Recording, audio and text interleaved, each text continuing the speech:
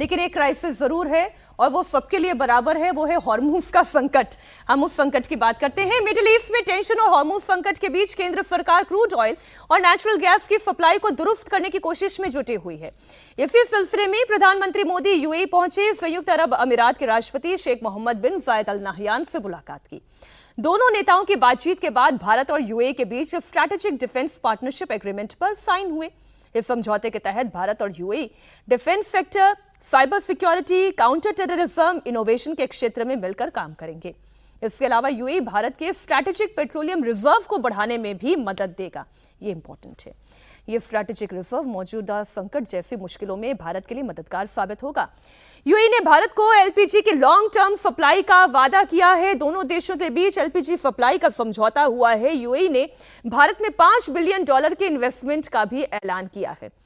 महत्वपूर्ण बात इसमें जो जानने वाली है वो एनर्जी सिक्योरिटी को लेकर है। इसमें जो भारत और यूएई के बीच डील हुई, इसमें सबसे ज्यादा अहम स्ट्रैटेजिक पेट्रोलियम रिजर्व को बढ़ाने को लेकर है। सवाल यह है कि आखिर स्ट्रैटेजिक पेट्रोलियम रिजर्व होता क्या है, तो ये आप समझ लें। ये क्रूड ऑयल का एक ऐसा विशाल भूमिगत भंडार होता है जिसे दूसरे देश से कम कीमत पर खरीदकर फिर स्टोर किया जाता है ताकि इमरजेंसी यानी कि युद्ध की परिस्थिति हो, प्राकृतिक आपदा हो, अंतर्राष्ट्रीय संकट हो, ऐसे समय पर बिना रुकावट के तेल की सप्लाई जारी रहे और क्रूड ऑयल का इस्तेमाल किया जा सके। भारत में अभी 3 स्ट्रैटेजिक पेट्रोलियम रिजर्व हैं जिसकी कुल क्षमता 5.33 मिलियन मीट्रिक टन है। एक आंध्र प्रदेश के विशाखापट्टनम में है, 2 कर्नाटक के मैंगलुरु और पादुर में है। और अब यूएई से डील का यह फायदा होगा कि यूएई अपने क्रूड ऑयल को भारत के पास रिजर्व के तौर पर रखेगा और इसके बदले में वो इसका रेंट यानी कि किराया भी देगा।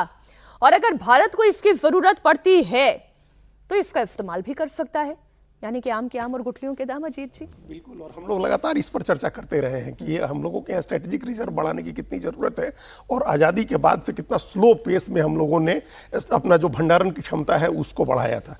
अभी कोरोना के बाद चाइना 37 ऐसे रिजर्व बना रहा है जहां वो गैस स्टोर करेगा और 100 ऐसे रिजर्व बना रहा है जहां वो पेट्रोल डीजल मतलब कच्चा तेल स्टोर करेगा। उसके मुकाबले हम लोग की कैपेसिटी 10% या उससे भी कम है। हमारे पास 60 दिन का हम लोग कहते हैं कि रिजर्व है हमारे पास, चाइना के पास 10 महीने का रिजर्व है। तो हम लोगों को एटलीस्ट इसको 6 महीने या उससे ज्यादा का रिजर्व अपना बनाना होगा, ये हम लोग बार बार कहते हैं। यूएई के साथ जो एग्रीमेंट हुआ है वो एग्रीमेंट इसका माइलस्टोन है और इसकी शुरुआत हम लोग उस दिन से भी चर्चा कर रहे हैं जब ओपेक से अलग हुआ यूएई। अब उसके एक फायदा तो उसको ये हो रहा है कि उसके ऊपर कोई प्रेशर नहीं है कि वो कितना उत्पादन करे और क्या कीमत रखे। ओपेक से भी बाहर हो गया, अब गैर ओपेक कंट्री जैसा कर रही है वैसा यूएई करेगा, प्रोडक्शन बढ़ाएगा, कीमत अपने हिसाब से तय करेगा। हमारे लिए एडवांटेज ये है कि उसका जो तेल आएगा वो होर्मुज की खाड़ी से नहीं आएगा, वो दूसरी तरफ से आएगा जो ओमान की खाड़ी का रास्ता है, फुजैरा बंदरगाह से, जहां हम लोग पहले भी बात करते रहे 3 से 4 दिन लगेगा हमारे यहाँ पहुंचने में। अब अगर उसकी मदद से हम लोग नया स्टोरेज कैपेसिटी डेवलप करते हैं, बड़ा भंडार डेवलप करते हैं, सस्ती कीमत पर ले आकर के क्रूड भरते हैं, जैसा जो चाइना ने किया कोरोना के समय सस्ती कीमत पर ले आकर के भरा, या रसिया पर जब पाबंदी लगी या ईरान पर तो वो करता रहा, तो हम लोगों को ये फायदा है कि स्टोरेज कैपेसिटी बढ़ जाएगी हम लोगों की। जब मान लीजिए अपना यूएई निकालेगा तब भी हम उसको खरीद करके भर सकते हैं, स्टोरेज कैपेसिटी डेवलप हो जाएगी हमारे यहाँ।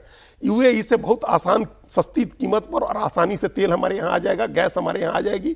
और ये इससे हम लोग अभी जो पैनिक होता है बार बार, उस पैनिक से हम लोगों को छुटकारा मिल जाएगा। और ये समझौता 3 घंटे की यात्रा में हुआ है। हालांकि ये कहने को लगेगा कि प्रधानमंत्री 180 मिनट के लिए यूएई में थे, लेकिन ये कई वर्षों की मेहनत का और कई वर्षों से संबंध एक विकसित करने का एक फायदा है कि आप जाएं और 180 मिनट में कैसा समझौता करें जो आपके लिए स्ट्रेटेजिकली प्लान बी आपका दरअसल ये है, ये आपका प्लान बी तैयार हो गया है क्राइसिस में, संकट से निपटने के लिए। और जो विपक्ष आरोप लगा रहा था प्रधानमंत्री नरेंद्र मोदी पर कि पूरे देश में नागरिकों को तो आप ये कहते हैं कि विदेश यात्रा ना करें और आप विदेश यात्रा पर जा रहे हैं, आप क्या लेकर आ रहे हैं? एक बहुत बड़ा जवाब उस विपक्ष की पॉलिटिक्स को भी है कि ये प्लान बी है हमारा, ये हमारा स्ट्रैटेजिक रिजर्व है। बिल्कुल, देखिए जैसा अजीत सर ने कहा कि ये 3 करोड़ बैरल जो आपका क्रूड ऑयल है वो आंध्र विशाखापट्टनम में और उड़ीसा में आपके स्ट्रेटेजिक रिजर्व में जाएगा। इससे स्ट्रेटेजिक जो रिजर्व है उसकी क्षमता 70% बढ़ रही है।